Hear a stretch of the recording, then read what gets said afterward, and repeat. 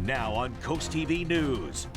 A three-car crash in Blades late Saturday. What state police are telling us tonight. Risky road concerns growing in Milford over pedestrian safety on Airport Road. How a new study could pave the way for change. And a powwow preview. How the Nanticoke Indian tribe is celebrating culture in Milton this weekend. And we're talking about a serious feeling of fall in the air for this coming work week. More on that coming up. This is CoastTV News at 6. Good evening and thank you for joining us. I'm Christina DeRobertis. Welcome to CoastTV News at 6. We begin tonight with a deadly crash in Blades over the weekend. Delaware State Police say a man died in Blades last night after speeding away from a traffic stop on Seaford Road. Troopers say he crossed into oncoming traffic on Market Street and hit another truck head on.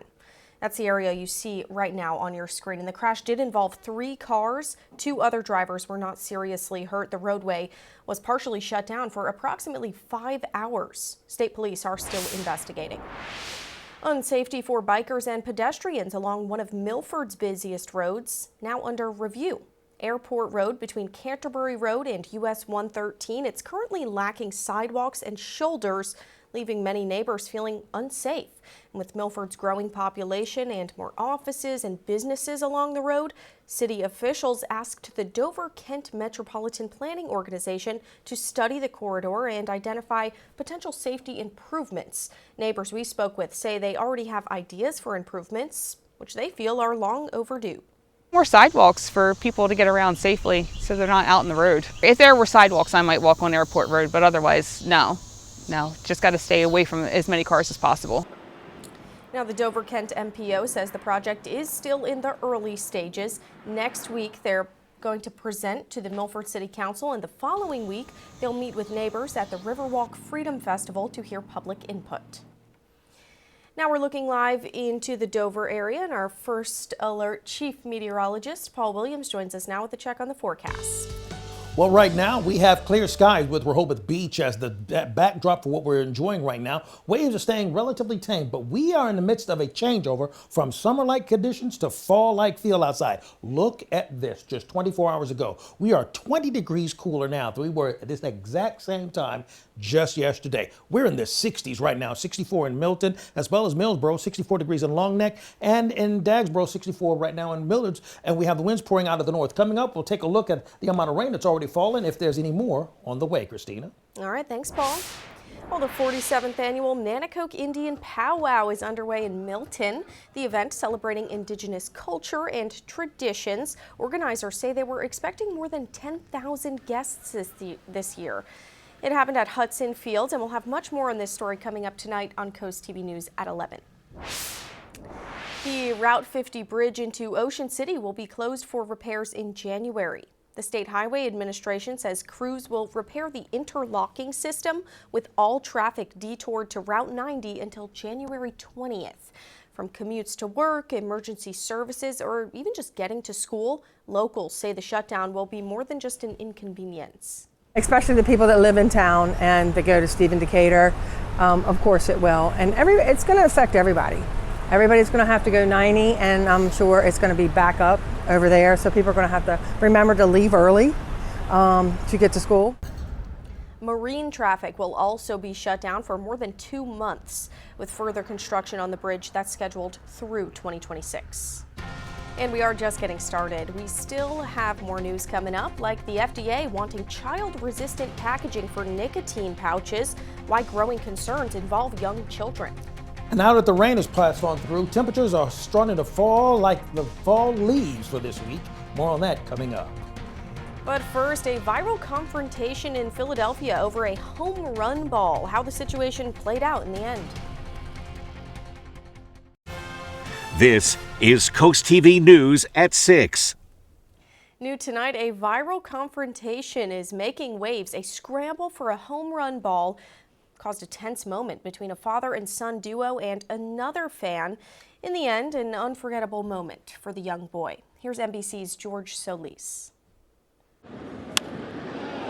And Bader just unloads on this one, deep left field, and that one is gone. That fourth inning home run turning into a baseball battle, not on the field, but in the stands. Video from various angles capturing a scramble for that ball during Friday night's Miami Marlins versus Philadelphia Phillies game. While unclear who secured the ball first, it was Phillies fan Drew Feltwell who emerged holding the ball up as he walked over and dropped it into his son Lincoln's glove. The unforgettable father-son moment captured during the broadcast, as was what followed. A woman in a Phillies hoodie walking up and grabbing Feltwell's arm, prompting his reaction in the now viral moment. Video from a spectator in the stands capturing the exchange of words between the trio.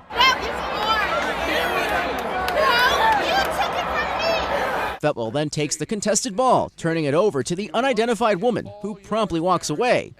Both teams becoming aware of the situation and taking steps to bring joy to the young fan. Video capturing a Marlins staff member giving Lincoln a prize pack with Marlins gear, sparking a celebration in the stands. Later, the Phillies inviting Lincoln and his family to meet the slugger who hit the home run, Harrison Bader, even walking away with a signed bat. Great job. A tip of the cap to them. In the end, it was sportsmanship that stole the show.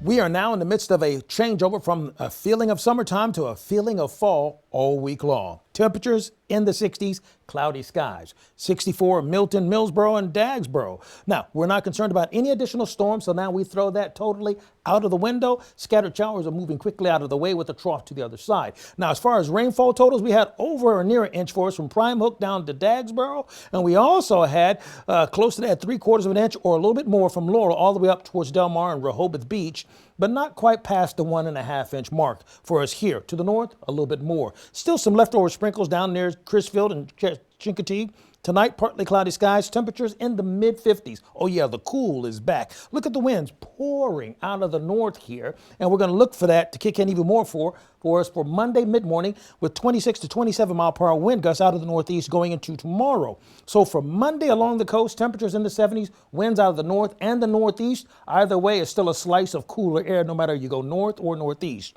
By 8 o'clock Monday, temperatures in the 60s, 70s, low 70s for Monday.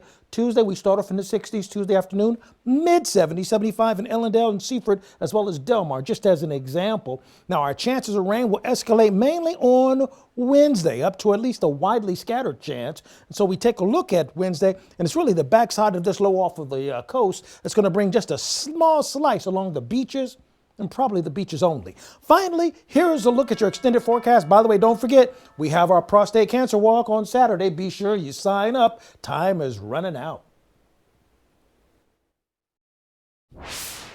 Looks like Saturday night's Powerball drawing turned up 2 winners for that massive jackpot we've been telling you about, the second largest in American history. The winning tickets were sold in Texas and Missouri. They'll share a jaw-dropping total of nearly $1.8 billion. The winners get the option of a lump sum of $893.5 million or a lump sum of $410.3 million. The Texas lottery confirming its winning ticket was sold at a gas station convenience store.